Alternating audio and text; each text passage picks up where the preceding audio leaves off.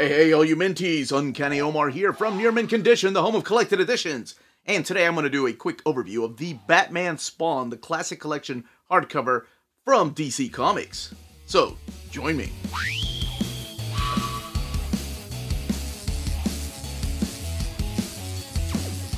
And welcome back, everybody. So here we have the Batman Spawn hardcover. And I said DC Comics, but, I mean, it is an Image character. However, this was published by DC. I guess DC and Todd McFarlane worked out some kind of deal to get both of these characters' stories reprinted. So, these originally showed up in 1994.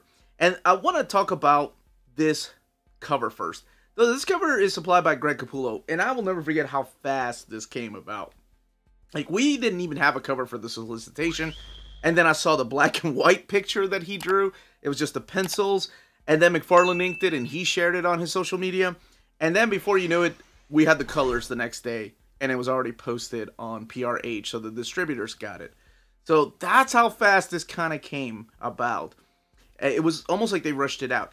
And I've already mentioned this when looking at the upcoming books, the solicits for February of 2023 from DC Comics, and there's going to be a deluxe edition. So this one is a standard size hardcover, meaning that it is the dimensions of your standard size comic book. So it's not deluxe. Deluxe means it'll be as tall as an omnibus, whether it's a Marvel omnibus or a DC omnibus. It will be just as tall. But we are looking at a standard size hardcover. And this one has no dust jacket. It is just art on the board. That new piece right there by Capullo and McFarlane, and then this classic piece right here. This almost Dark Knight piece from Frank Miller, which actually makes sense because he's the one that wrote that story. So that's what the back looks like, and the front. So what I'm going to be doing is opening up the book, showcasing the artwork, talking about the build. This is going to be one of my shorter videos because, you know, YouTube loves promoting shorter videos. Oh, who the hell am I kidding? I don't know how long I'm going to go. I never know how long these things go. So let's see what happens. All right, opening up the book. We have some black end paper here. The book retails for $19.99, and it has 112 pages. So this collects Batman Spawn, War Devil, #1, and Spawn Batman, the one-shot. Let's zoom out a little bit so you can see the whole book. Here are the original series editors, and then the collected edition editors right there. And here are your credits, all the writers and the artists that worked on the book. I forgot that Klaus Janson also did some of the colors in the first story. So the first book is called Batman Spawn, War Devil. And I guess the contract or the agreement they came to with McFarlane was that they would produce a book featuring Spawn, and then McFarlane would produce a book featuring Batman. So this was the very first one-shot we got, and I remember, you know, I was more about the art back then. I could care less about the story if it featured Spawn because I was following Spawn because of the artwork, and I was immediately turned off when I saw the art. And I was like, oh man, this is lame. It's so weird how we go back and look at something with different eyes. These eyes are a lot older, because I think these originally came out in 1994. So almost 30 years ago. And I'm a little bit older now. And man, the writing in this one is so... It's weird to say because the other one is written by Frank Miller. So really quickly, this story is pretty interesting. This is the one that's written by 3 of Batman's phenomenal writers. You have Alan Grant, Chuck Dixon, and Doug Moench writing this, and then Klaus Janson doing the artwork. So, it's a story about Batman searching for answers, and of course that happens to be just about every story featuring Batman. But it's a really interesting story because it does feel like a Batman story, like one that could have been written for Legends of the Dark Knight, that just so happens to feature Spawn. So, this is all the mystery of this one word right here. This word known as Croatoan. So, Croatoan, that is the word from the mysterious, deserted colony known as Roanoke. And I think that was one of the coolest things I learned in American history when I was in, when was that? Probably freshman year. No, it was long before that. It was my middle school years. I remember I wanted to know what happened to the people that colonized it. Like, where did they go? Did they go with the Native Americans? Did they disappear? Well, that's what the mystery is here. And that word shows up again, the Croatoan word. And it does have something to do with Roanoke.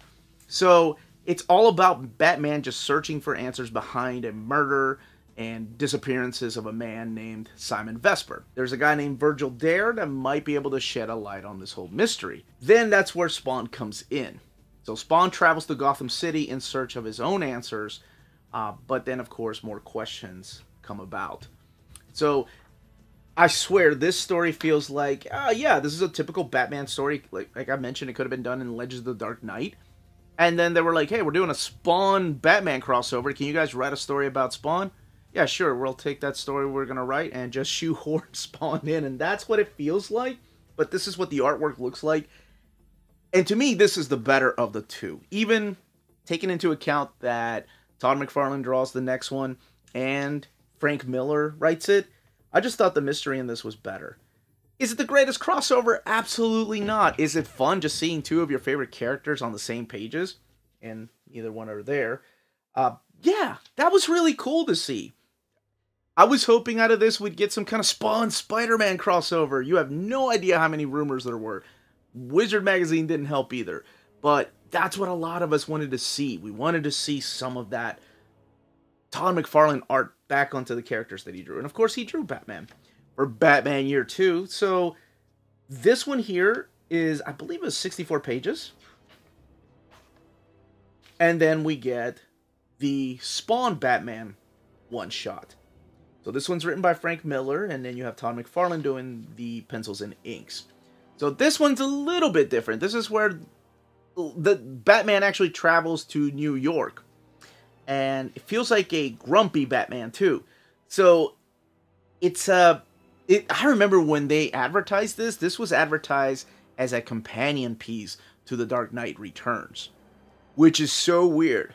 Because it kind of reads like that Batman, like a grumpier Batman. Like he was portrayed in the Dark Knight series of books. That's about the only thing I can say that this has to do with the Dark Knight. It's all about illegal military weapon experiments with giant robots, misunderstandings, and of course, Batman accidentally stumbles upon this mystery, and it takes him to New York, where he ends up running into Al Simmons. Yes. And he's like, hey man, this is my turf. So the two have to fight it out before they have your inevitable team up to take down this secret military experiment that's going on. Great artwork. And oh my gosh, it's just so awesome to see McFarlane drawing Spawn again. Not Spawn, I'm sorry. Batman, look at that. That is killer. I'm a big fan of his art. So yeah, this book meant a lot to me.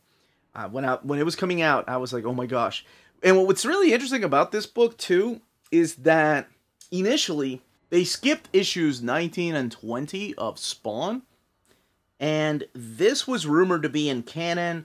Like what happens to Al's face at the end of this, I don't want to spoil it for people that haven't read it.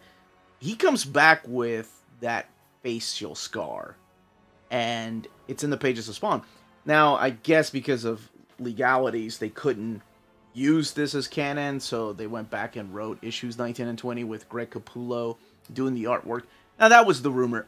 I never triple-checked to make sure that that actually was the case, but that was a rumor when I was in high school that this was canon, and it was supposed to take place between issues 17 and 21. So this was, or I'm sorry, 18 and 21. So this was supposed to be issues 19 and 20. But, I don't know. Nobody ever proved me wrong, or otherwise. Maybe I'll get McFarlane back on the show one day. So, all the way in the back, don't expect a lot of extras. Just these. The pinups and a house ad, I believe. And that's it. I mean, that is it. There's your other end pages. It is printed in this glossy paper stock they're using, and towards the beginning, we see this on Marvel books too, and Image, or some Image books, and some DC books. But you see the waviness. A lot of the time, that's due to, you know, either the humidity in a room, or sometimes it could be the ink and the type of paper that they've used. So sometimes it goes away. Sometimes I've seen it just stay and get worse. But I did want to point out that type of paper that they're using, because I've seen it recently in some of their standard size hardcovers. As far as the binding, it is glued binding. And we know we have a deluxe edition coming out next year.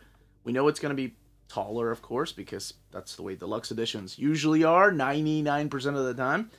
And it's probably going to be sewn binding. But this one is glued. It is $19.99, 112 pages. Not much of an eye. But honestly, I didn't see an issue of it just staying open for me. Besides the weight of those end papers. Yeah, so it stays open all right for a book that has glued binding. But that was it. That, as they say, was that. See, that was pretty quick. If you're interested in purchasing this book, don't forget to check out our sponsor, cheapgraphicnovels.com, your online home for graphic novels and collected editions up to 50% off cover price. They have excellent shipping and prompt and helpful service. Check out their bargain deals for up to 90% off cover price. And don't forget that CGN also takes pre-orders. That way you don't miss out on the hottest releases. And they are currently running a special promotion for you Minties. If you're a first-time customer, after receiving your order confirmation email, reply back to that email and let them know Near Mint Condition sent you their way. They will then apply a free shipping promotional credit to your next order in the US. Cheap Graphic Novels, your source for the hottest books with the kind of deep discount, quality shipping, and customer service that will keep you coming back for more. And that was the content, the page count, and build of this hardcover. Let me know in the comments down below if you plan on picking this up, if you have it already, if you're going to upgrade to the deluxe edition, which I believe comes out in February or March of next year. But regardless, let me know what you thought of these stories, if you originally read them as they came out, if you're a big fan of these stories. This was the Uncanny Omar. Thank you all so much for watching. Don't forget to smash that like button, subscribe, and ring that bell for notifications to let you know when our videos are coming out. Everyone, stay healthy and safe out there. Much love.